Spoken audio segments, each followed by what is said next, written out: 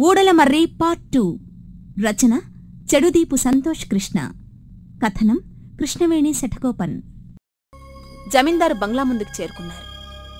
ఆ ఇంటి ముందు ఖరీదైన కారును చూసిన గ్రామస్తులు ఆశ్చర్యపోయారు.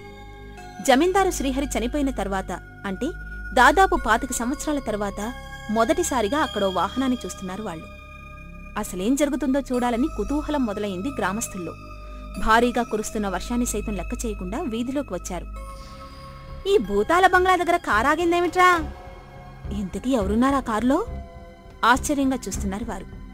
సతీష్ కారు దిగాడు, పట్వారీ దిగాడు. వాళ్ళిద్దరూ ఆ ఇంటి తలుపుని సమీపించారు. ఆకాశంలో ఒక్కసారిగా చెవులు చిల్లులు పడేలా పెద్ద శబ్దం. అక్కడికి దగ్గర్లోనే పిడుగు పడింది. ఆ వెంటనే పెద్దగా మెరుపు మెరిసింది. ఆకాశం పెద్దగా గాండ్రిస్తున్నట్టుగా శబ్దాలు రావడంతో పట్వారీతో సహా గ్రామస్తులంతా బెదిరిపోయారు. ఆ శబ్దాన్ని భరించలేక గట్టిగా చెవులు మూసుకున్నారు. సతీష్ ఒక్కడే ఏమాత్రం భయం లేకుండా ఆ ఇంటి తాళం తీయడానికి ఉద్యుక్తుడవుతున్నాడు.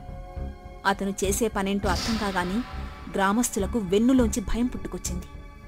చాలా సంవత్సరాలుగా ఆ తాళం గురించి ఎవ్వరూ పట్టించుకోకపోవడంతో అంతా చిలుము పట్టింది. సతీష్ తన జేబులో నుండి తాళం చెవి తీశాడు. పట్వారీ ఊపిరి బిగబట్టి చూస్తున్నాడు. గ్రామస్తులలో ఆందోళన. ఆ ఇంటి తలుపులు తెరిస్తే జరిగే అనర్థం ఏ స్థాయిలో ఉంటుందోనని వారు కంగారు పడుతున్నారు. జమీందారు శ్రీహరి ఆత్మ ఆ ఇంట్లో ఉందన్న సంగతి అక్కడి వారందరికీ తెలుసు. ఆ పట్వారికి అన్నీ తెలిసి కూడా సతీష్ ఆ ఇంటి తలుపులు తెరిచే ప్రయత్నం చేస్తుంటే ఎందుకు అడ్డుకోవడం లేదని ఆశ్చర్యపోతున్నారు గ్రామస్తులు. సతీష్ తాళం తెరవడానికి చాలా కష్టపడుతున్నాడు. పాతకాలం నాటిది కావడంతో ఒక పట్టాన తెరుచుకోవటం లేదు.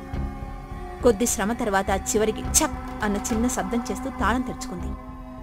సరిగ్గా అదే సమయంలో ఆకాశం మరోసారి గర్జించింది. పెద్దగా మెరుపులు మెరిశాయి. వరుసగా పిడుగులు పడుతున్నట్టు పెద్ద పెద్ద శబ్దాలు మొదలయ్యాయి. ఈసారి ఆ ఊరి గ్రామస్తులతో పాటు సతీష్ కూడా ఆ శబ్దాలకి బిగుసుకుపోయాడు.